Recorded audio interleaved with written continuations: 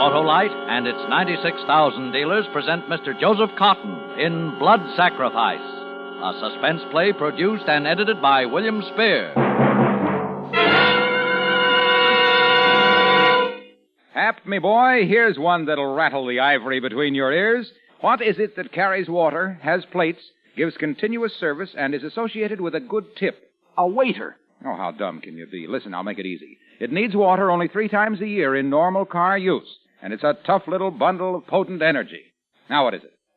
Camel? Oh, give me strength. Look, Slap Happy, it's the famous Autolite Stay Full battery. The battery that needs water only 3 times a year in normal car use. Why, the Stay Full has over 3 times more liquid reserve above the plates than batteries without Stay Full features. You caught me with my brains down, Wilcox. Glad to hear you admit it, because the Autolite Stay Full battery is known from coast to coast as the battery that gives 70% longer average life as compared to batteries without Stay Full features. And this is proven by tests conducted according to SAE life cycle standards. You're absolutely right, Harlow. Of course. You're always right with Autolite. And now, with Blood Sacrifice and the performance of Joseph Cotton, Autolite hopes once again to keep you in suspense.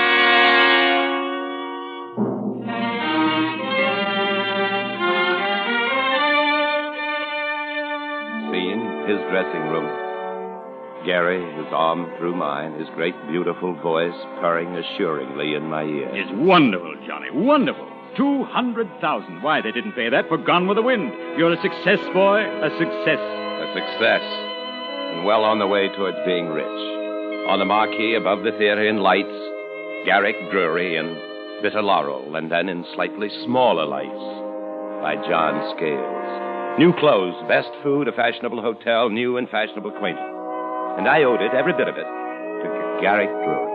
Everyone said that, everyone except Gary. We'd just finished seeing the men from the motion picture company. Gary had been charming, courteous, thoughtful, protecting my royalties, protecting his rights, and finally they were gone. Walters, Gary's valet, came into the room. Anything else, Mr. Drury? Not tonight. I'll pick you up in the car at the stage door at 5 minutes. Yes, sir. I'm going to see Mr. Scales to his taxi. Sure I can't drop you anywhere, John? No, quite sure, thanks. Glad to, you know. Oh, Walters. Oh, yes, sir. Bring along that play of young, what's his name, Ruggles, Buggles, you know who I mean. I promised Fanny Taylor I'd read it, but, well, it's perfectly useless, of course. We'll be playing Bitter Laurel for another 2 or 3 years yet. Eh, what, John? Well, come along. 5 minutes, Walters. Yes, sir. Now, look here, John. Don't you worry about this movie deal. I've handled these characters before. Before. Oh, listen to that, John. Wonderful sound. The empty theater. The empty, echoing, endless theater. John, you know what? Sure. There's a play in it. In the last scene, the actor dies in the empty, endless theater, pouring out his death on 8 pages to the ghosts of all the audience who didn't realize how great he was. Alone. His wife's gone to, Hollywood. Perfect. Well, what are we waiting for, Johnny? I'll put you in your taxi. You go home and write it. Bring it to me tomorrow night. We'll fix it, and there we are. I can read the notices now. They're sensational, aren't they? Garrick Drury does it again. Actor's death scene draws bravos. Sir Garrick Drury, maybe.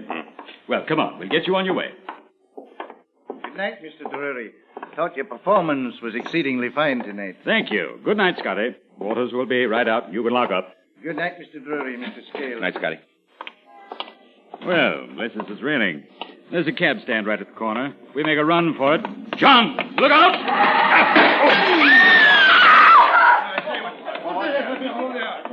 John, are you all right? I don't know. Knocked the breath out of me. My side.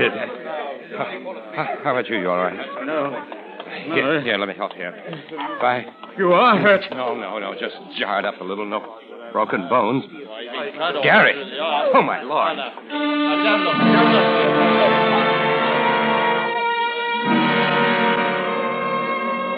I picked myself up from the curb where the car had thrown me when it hit us. My side hurt and my head reeled, but Gary... I saw him stagger out from the other side of the car, saw the jagged pane of broken glass in the store window, saw the bright spurts dyeing the pavement crimson where Gary's right hand clutched his left arm. A policeman came running toward us. Yeah, what happened? It's Mr. Drury, officer. The car skidded over the curb, then knocked him through the window. Here, let's have a look now. Oh, catch him. He's going faint. They've got him now. Oh, and no wonder. He's got an artery. Hey, you, call an ambulance. Get a doctor. This man will bleed to death if we're not quick. Are you all right, sir? I hurt the side a little, all. I feel a bit faint, but I'll be all right. Good. We've got to stop this bleeding here. Now, help me. You put your hand right here. That's right. Yeah. Now, squeeze hard. Yes. And keep on squeezing. You over there. Come on, give us a hand. I'll take his head. You take his feet now. Easy does it. Up.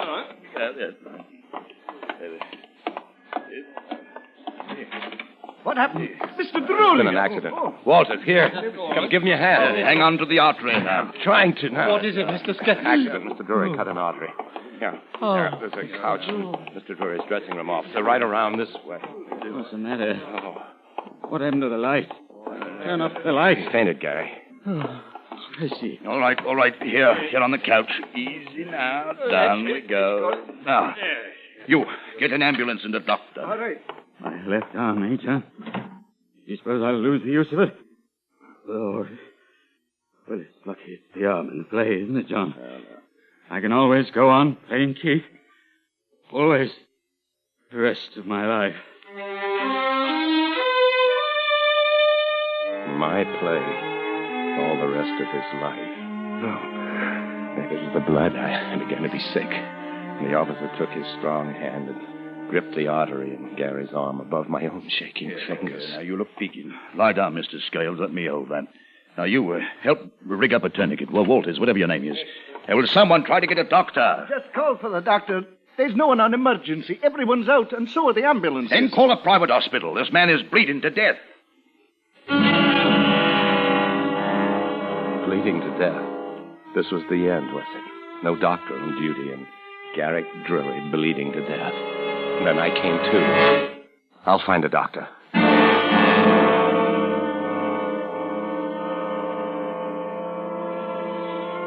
But it was 40 minutes before the doctor finally came. 40 minutes while Garrick Drury's life seeped out from the improvised tourniquet. The doctor set down his bag and took one look. We're still trying to get hold of an ambulance, Doctor. Oh, never mind. We couldn't move him now anyway. There's only one thing to do. Give him a transfusion right here. Yes. Well, first we'll make a decent tourniquet. I'll test his blood for type. Oh, by the by, wait around, all of you. I have to find someone among you with type of blood that matches his. Gary lay on a couch behind a screen in his dressing room. I say we were taking. And there was a plate on the table, one with a border of pink roses from which, during rehearsals, we'd often eaten hasty sandwiches. Now there were 4 round blobs of red on it. Blood. 2 blobs of mine and 2 of Gary's valet, Walters. Behind the screen, Walters was blubbering with grief while an intern, arrived at last with the ambulance, was murmuring fearfully. But, Doctor, I can't find his pulse. You can't. What? Wait a minute. Here, you idiot, let me see. Yes, of course, here it is. But we must hurry or we'll be gone. Steady now, Walter, steady. We know you love him. We're doing all we can. Now, let's go look at those tests. The important thing is to give transfusion as soon as possible. Let me give it, sir. I'll give my life for Mr. Drury. Let me give the transfusion. No. We'll see. I've already told you Drury's blood is type 3, very difficult. Can only give him a transfusion from someone of his own type or a type 4 universal donor. Anything else would be like giving him prussic acid. I only hope that you or Mr. Scales will do. We'll have to make sure. All right, now let me see. The doctor bent over the plate, pouring liquid out of vials onto the red drops. I stood where I'd been standing when he put the blood onto the plate before the intern's voice had cried out. Doctor, I can't find his pulse. Walters and the doctor had plunged around the screen to where Gary lay unconscious. I watched while the doctor finished with the vials. Then he picked up a grease pencil from the dressing table and drew a line across the plate, cutting it in half. Then with the pencil, he marked the side on which I stood with an S and the side on which Walters had stood with a W. Now we'll be sure of which is which. It will take a few minutes to see if there's any agglutination. Oh, let's hope. That's all we can do is hope. And he disappeared once again behind the screen. It was then that I noticed the one rose on the border of the plate which had been blurred in the firing. I'd noticed it before many times. I've noticed it today in the last few minutes, looking stupidly at it, as you do at such things. But before the doctor had marked it, before he and Walters had gone running behind the screen, then hadn't the blurred rose been on the left, my left? But now it was on the right. Might Walters, in passing, have brushed it and turned it around? I stood and stared at the tiny pool on the side marked W. Little hard purple crystals were beginning to form around the edges. I looked at the side of the plate marked S, my side, supposedly. The blood was clear and bright. But what if the plate had been turned around? And the blood on the other side was mine. It was mine that was forming little purple crystals. I stood staring at the plate as the doctor came around from behind the screen. Let's have a look at this. Well, looks as though we're in luck. Is it mine? May I give him the transfusion, sir? Sorry, old man. Not unless you want to murder him. Oh. No, but Mr. Scales here, it looks as if he were that useful animal, a universal donor. All right, Mr. Scales, let's make ready. What? You're it, Mr. Scales. There's something I ought... Well, I ought to mention that... You're not frightened, are you? There's not that. no danger from giving a transfusion, you know. No. The donor, that is. No, I'm not then frightened, come Doctor. around here and let's get busy. We haven't much time. Doctor, Hello, John, old fellow. What's this? Final curtain? Don't be silly. Such a rotten exit.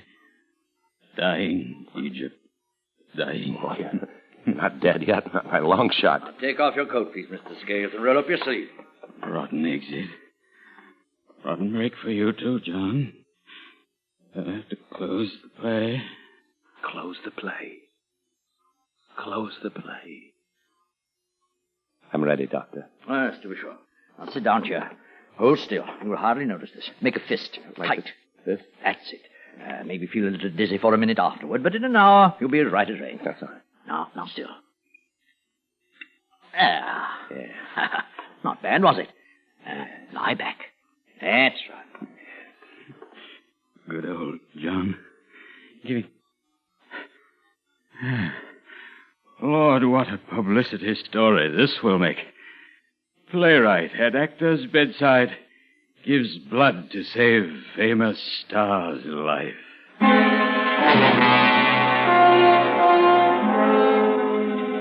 If he had kept quiet, if he'd only... It might not have been too late then.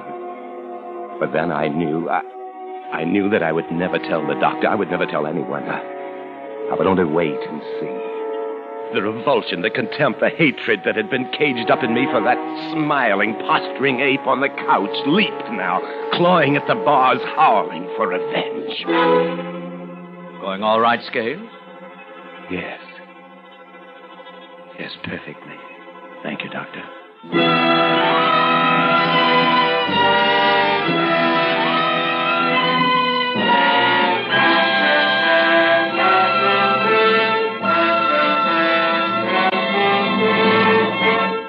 Autolite is bringing you Joseph Cotton in Blood Sacrifice, tonight's production in radio's outstanding theater of thrills, Suspense.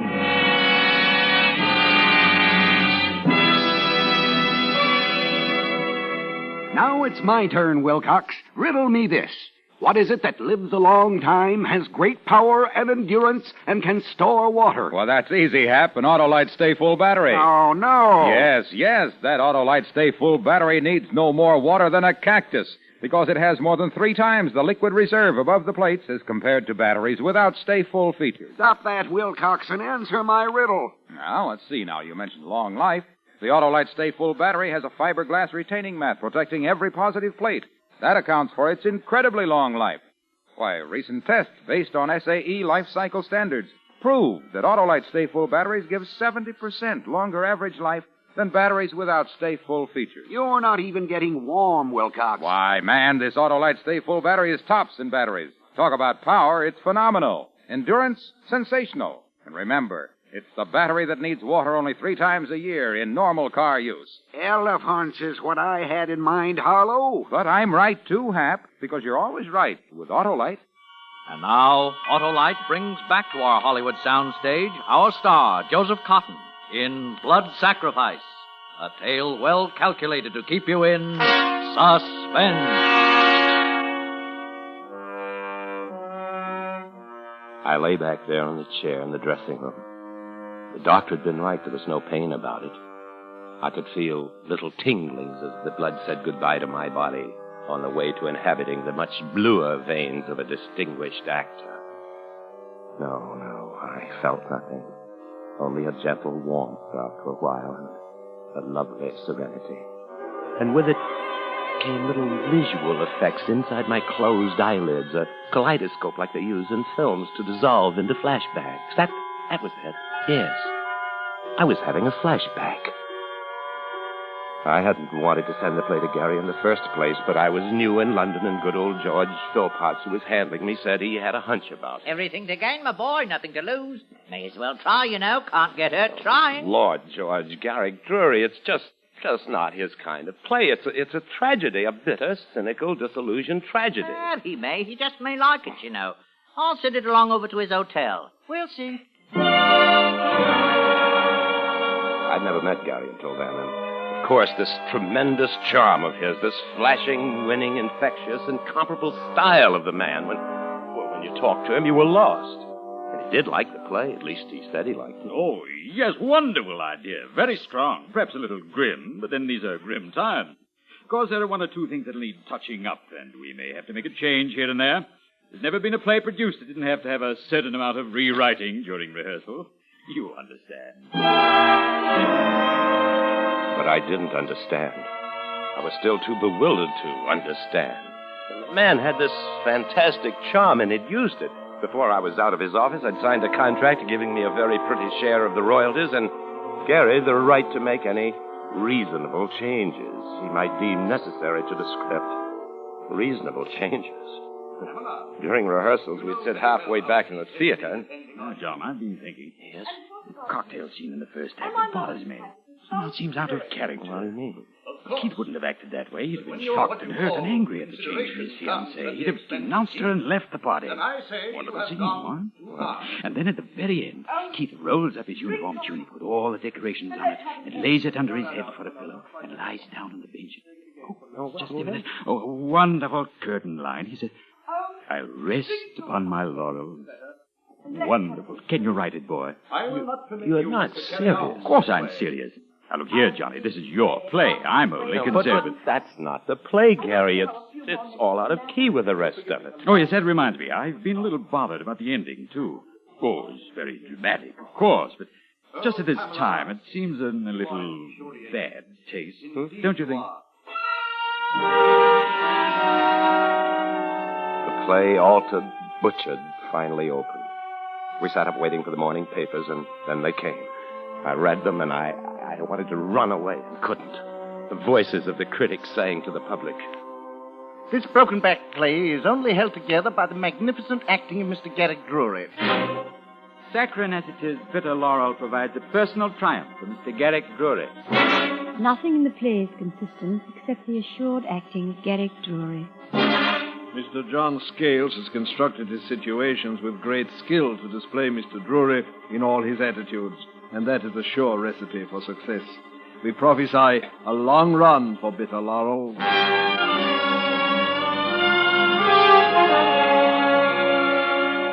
And run it did. There was no stopping it. I caught myself wishing Garrick Drury would die or lose his looks or his voice or his popularity so that the whole thing could be buried and forgotten. Well, now, perhaps he was going to die. I watched the blood from my veins fill up the container. I thought of the blurred rose on the plate that might have got turned around. I heard Walters still complaining about something. I listened to the doctor. Blood won't do it at all, Walters. Lucky for Mr. Drury that Mr. Scales was around. Good man to have around. Universal donor. Blood mixes with all types. But was it my blood or Walter's that mixed with all types? I didn't know. I couldn't be sure. Yet somehow I was sure that the plate had been turned around, and that would mean that if the doctor used my blood for a transfusion, what was it he'd said? would be like giving Gary prussic acid. It would be murder. No one would ever know. The doctor might guess, but he would never dare speak. It would be put down to his own negligence. He came over to me and looked at the level in the container and nodded his head approvingly and turned to Gary again.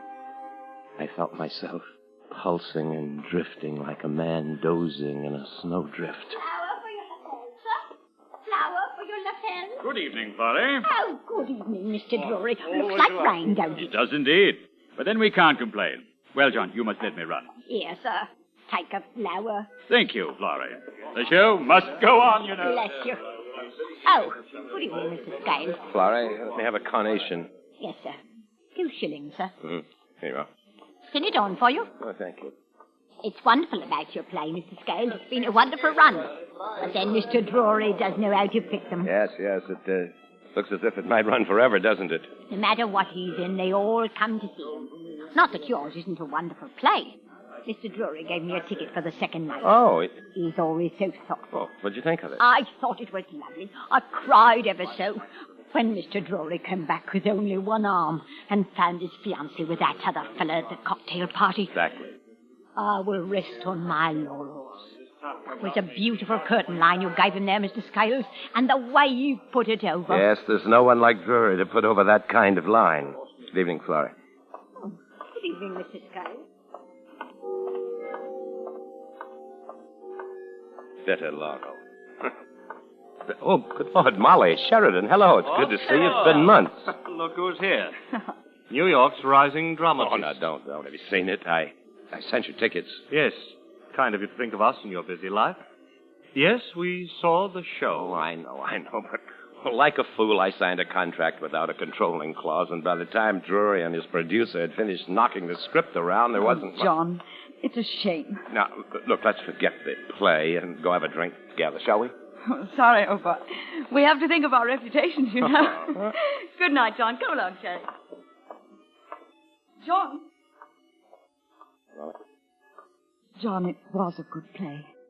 How under any circumstances could you have let them do this to it? Come along, Sherry. Good night, John. Yes. Good night, John. Good night.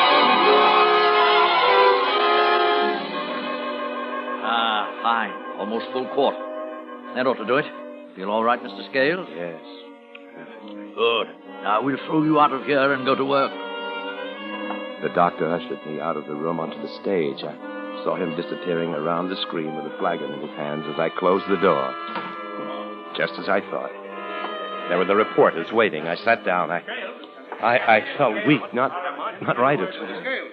Mr. Scales, how is he? Yes, Will he live, do they think? Well, they think he may. They're giving him a transfusion. Oh, with your blood.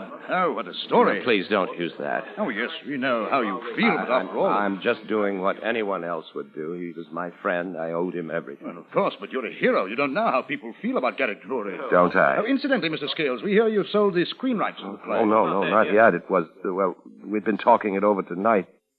But if anything happens to Mr. Drury... You mean we won't sell, huh? If anything happens to Gary, Bitter Laurel will never be performed again. My hands were wet and cold, and I could feel the perspiration running down my back. My head was light, and I seemed to be walking on air. The voices of the reporters were distant and indistinct. I felt the sudden need to lie down, to rest, sleep. And the door to Gary's dressing room opened, and I saw the doctor standing there. His face and his voice were blurred. Scales, will you come, please? What is it? He's complaining of a pain in his back. He did almost immediately. We started the transfusion. He's asking for you. Of course. I just don't understand it. I don't understand. We all did our best. So much hemorrhage, shock, cardiac strain. It's always a gamble, you see, when the operation is left so late. Sometimes there is a particular idiosyncrasy. I should have preferred a direct test, but that's no good if the patient dies while you wait to make sure. Mr. Drury. Oh, Mr. Drury. What is it? Where's Bran? Oh, his son. No, he's understudy. He'll be here in a minute, Mr. Drury. They're waiting. Bran. Fetch Bran. The curtain must go up.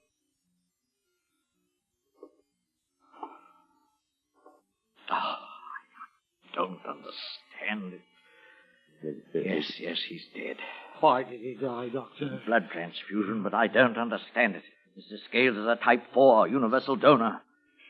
Still, there are sometimes personal idiosyncrasies. Yeah,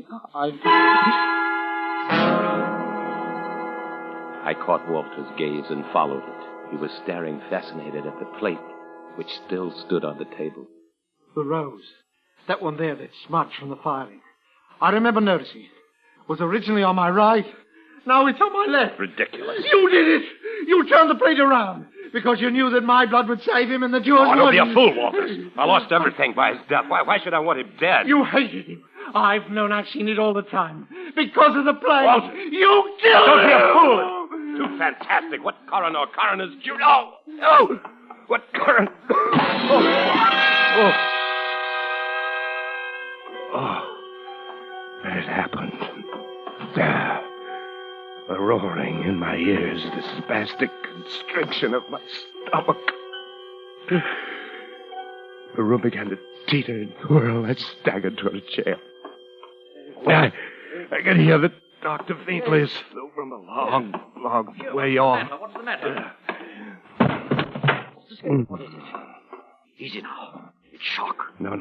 Here, my side, where the car hit me. Where? Show me. Just here. Good Lord, man. Why didn't you tell us? You're hurt. Walters. Yes, sir. Tell them to bring in the stretcher from the ambulance. Quickly, man. Yes, sir.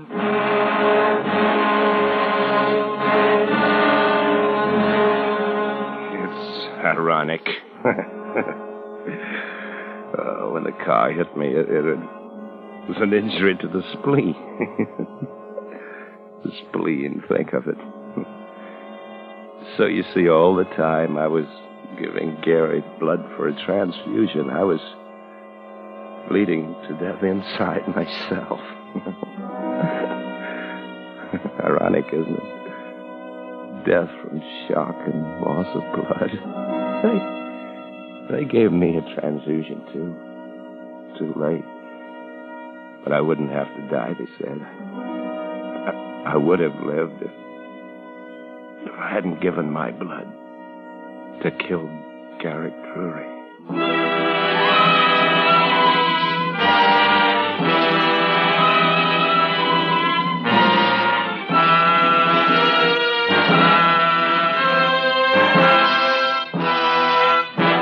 Suspense.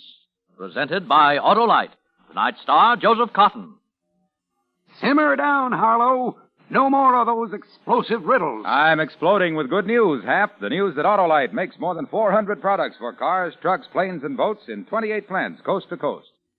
These include complete electrical systems used as original equipment on many makes of America's finest cars. Batteries, spark plugs, generators, coils, distributors, electric windshield wipers, starting motors, bullseye sealed beam headlights. All engineered to fit together perfectly, work together perfectly, because they're a perfect team. So, folks, don't accept electrical parts supposed to be as good. Ask for and insist on Autolite original factory parts at your neighborhood service station, car dealer, garage, or repair shop. Remember, you're always right with Autolite.